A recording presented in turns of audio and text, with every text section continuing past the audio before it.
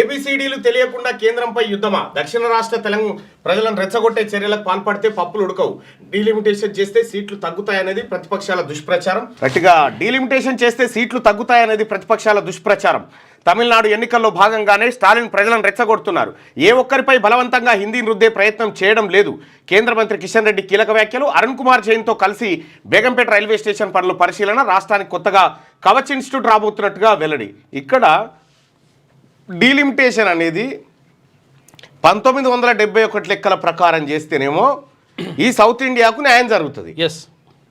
లేదు అంటేనేమో ఉత్తర భారతదేశానికి లాభం జరుగుతుంది.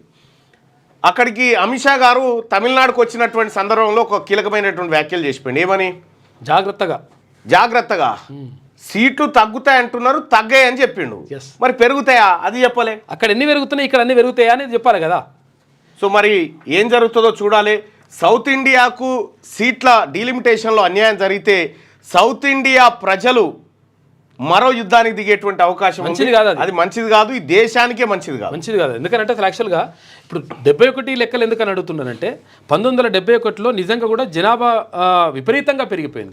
విపరీతంగా పెరిగిపోయినప్పుడు సౌత్ ఇండియాలో కూడా జనాభా ఉన్నది, అప్పుడు బాగా జనాభా ఉన్నది. అయితే కట్టడియండి ఒకరు ముద్దు ఇద్దరు హద్దు ముగ్గురు వద్దని అంటే దక్షిణ భారతదేశంలో ఉన్న రాష్ట్రాలు బాగా తగ్గించి ఏంది కేంద్ర ప్రభుత్వం నిర్ణయం తీసుకుంటుంది. ఆ నిర్ణయం తీసుకున్న నిర్ణయాన్ని వీళ్ళు అమలు చేసిండ్రు.